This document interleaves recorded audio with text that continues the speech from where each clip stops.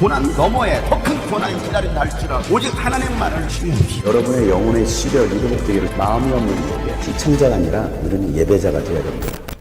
샬롬, 오늘도 볼 수 있는 눈을 주시고 들을 수 있는 귀를 주시고 또 말할 수 있는 입을 주신 하나님께 감사와 영광을 올려드립니다. 우리 삶의 주인 되신 하나님을 찬양하며 하나님 안에서 누릴 수 있는 행복한 하루가 되기를 간절히 기대합니다. 함께 나눌 말씀은 역대하 16장입니다. 아사왕 36년에 이스라엘 왕 바하사가 유다를 치러 올라와서 라마를 건축하고 어느 누구도 유다의 아사왕에게 왕래하지 못하게 하였다. 그러자 아사는 주님의 성전 창고와 왕실 창고의 모든 은과 금을 모아서 다마스쿠스에 있는 시리아의 베나닷 왕에게 보내며 말하였다. 나의 아버지와 그대의 아버지가 서로 동맹을 맺었듯이 나와 그대도 서로 동맹을 맺도록 합시다. 여기 그대에게 은과 금을 보냅니다. 부디 오셔서 이스라엘의 바하사 왕과 맺은 동맹을 파기하시고 그가 여기에서 떠나게 하여 주십시오. 베나닷은 아사 왕의 청을 받아들여 자기의 군 사령관들 을 보내서 이온과 단과 아벨마임과 납달리의 양곡 저장 성읍을 치게 하였다. 바하사가 이 소문을 듣고는 라마 건축을 멈추고 그 공사를 포기하였다. 그러자 아사 왕은 온 유대 백성을 불러서 바하사가 라마를 건축할 때 쓰던 돌과 목재를 가져오게 하였다. 아사 왕은 이것으로 게바와 미스바를 보수하였다. 그 무렵 하나니 선견자가 유다의 아사 왕에게 와서 말하였다. 임금님께서 시리아 왕을 의지하시고 주 임금님의 하나님을 의지하지 않으셨으므로 이제 시리아 왕의 군대는 임금님의 손에서 벗어나 버렸습니다. 에티오피아 군과 리비아 군이 강한 군대가 아니었습니까? 병거도 군마도 헤아릴 수 없이 많지 않았습니까? 그러나 임금님께서 주님을 의지하시니까 주님께서 그들을 임금님의 손에 붙이지 않으셨습니까? 주님께서는 그 눈으로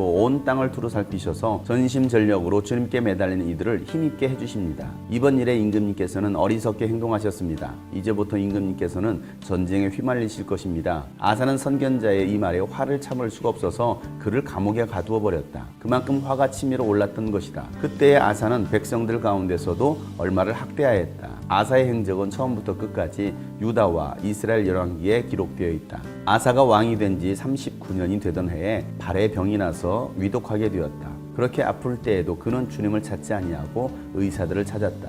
아사가 죽어서 그의 조상과 함께 잠드니 그가 왕이 된 지 41년이 되던 해였다. 사람들은 그를 다윗성에 장사하였다. 그 무덤은 아사가 미리 파둔 곳이다. 사람들은 향 제조법대로 만든 온갖 향을 가득 쌓은 침상에 그를 눕혀서 장사하고 그의 죽음을 애도하려고 큰 불을 밝혔다. 아멘. 아사 왕이 하나님을 의지한 지 35년 동안 그 땅에는 전쟁이 없었습니다. 그런데 오늘 이 말씀은 아사 왕의 말년을 기록하고 있습니다. 아사가 왕이 된 지 36년째였습니다. 이스라엘 왕 바하사가 유다를 치려고 올라와서 라마를 건축합니다. 그러자 아사는 주님의 성전과 왕실의 창고에서 은과 금을 모아서 다마스쿠스에 있는 시리아의 왕 베나닷 왕에게 보냅니다. 아버지와 동맹을 맺은 것처럼 자기와도 동맹을 맺자라는 것이었습니다.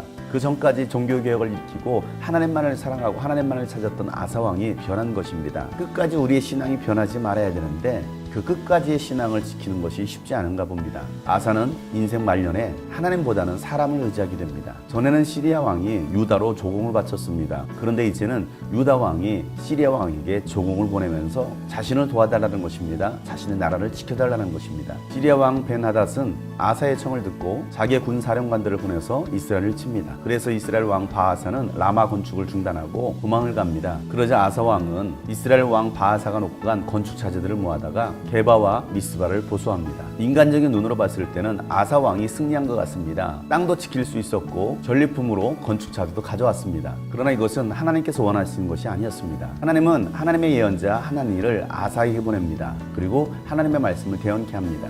왜 임금님은 하나님을 의지하지 않고 시리아 왕을 의지했습니까? 과거에 에티오피아 군대나 리비아 군대가 그렇게 강했어도 하나님께서 함께 하심으로 그 군대들을 치게 했는데 왜 하나님을 의지하지 않고 사람을 의지했습니까? 하고 책망을 합니다. 임금님이 어리석게 행동했기 때문에 이제는 전쟁에 휘말릴 것이다 라고 말을 합니다. 그 말을 들었던 아사 왕은 화를 참지 못하고 예언자를 감옥에 가둡니다. 하나님의 사람의 말을 듣고 회개했어야 되는데 회개하기는커녕 분노하고 오히려 그를 감옥에 가두게 된 것입니다. 또한 백성들도 학대하기 시작합니다. 결국 아사 왕은 왕이 된 지 39년에 병을 얻고 죽게 됩니다. 35년 동안 하나님의 말씀대로 순종하고 잘 다스리다가 마지막 4년을 끝까지 믿음을 지키지 못한 것입니다. 신앙이 더 성숙하고 성장해야 되는데 결국 그의 신앙이 변질한 것입니다. 사랑하는 여러분, 우리의 신앙은 변해서는 안 됩니다. 우리의 신앙이 날마다 성장하고 성숙해져야 됩니다. 주님 오시는 그날, 주님 앞에 서는 그날까지 우리는 믿음이 흔들리지 않고 그 믿음을 끝까지 지킬 수 있어야 합니다. 세상을 의지하고 사람을 의지하는 것이 아니라 하나님만을 의지하는 사람들, 그들을 하나님께서는 지키십니다. 때로는 사람이 나를 도와줄 거라고 생각합니다. 그래서 일이 잘 풀릴 때도 있습니다. 그러나 그 일이 잘 풀리는 것이 아닙니다. 하나님께서 복을 주신 것이 아닙니다. 결국에는 하나님의 손에서 떠나게 되는 것입니다. 사랑하는 여러분, 여러분은 하나님을 의지하십니까? 사람을 의지하십니까? 모든 것을 다스리시고 모든 것의 주인 되신 하나님을 의지하는 여러분 되시길 바랍니다. 그럴 때 하나님께서 여러분을 끝까지 책임져 주실 것입니다. 오늘도 우리의 신앙이 변치 않도록 하나님께 기도하며 나가시기를 주 여러분 축복합니다.